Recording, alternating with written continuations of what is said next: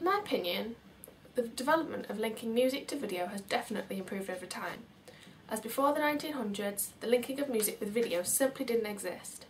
The only way of being able to visually see music being played was to go and watch a live band perform, whether that be on stage, at your local, or a festival or parade of some kind. As technology and music began to develop hand in hand, Thomas Alva Edison invented and demonstrated the phonograph in 1877, the first piece of technology to allow music to be played in the home. In my eyes, this is what has led live music down the drain, as people no longer had to leave their houses to listen to their favourite bands at the time. This, to me, is what has made the development of music videos today so impressive, as even to this day people are being entertained from their own homes. I don't feel like the first films and performances to include music and images have had much impact on the development of music videos today. Yes, producers became more and more artistic with time, and that had to start somewhere. However, I don't think there's films such as The Jazz Singer in 1927, which was the first film with sound, or Disney's Fantasia are responsible for the unique artistic features and quirkiness of music videos these days.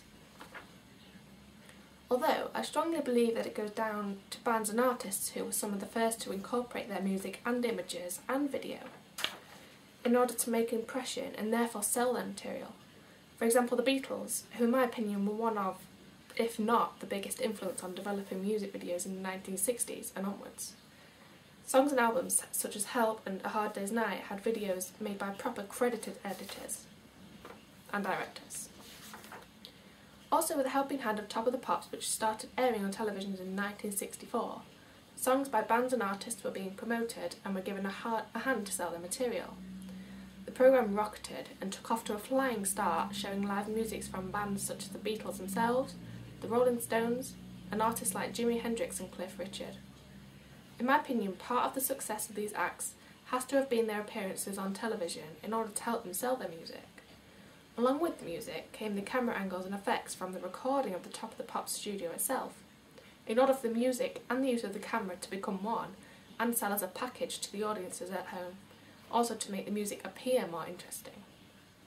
This to me is really what made music and video take off as one. As videoing and making music became one, artists in particular began to make really huge impressions by making the way they look on their videos their own trademarks, and this became their way of selling what they had produced. This way, audiences will remember them, and this shows that the music was made to link with the visuals. In 1981, MTV was aired on TV, the first dedicated music channel showing only music videos, back in its day anyway. This, in my eyes, is what finalised the broadcasting of music videos, and told the world that music videos are here to stay.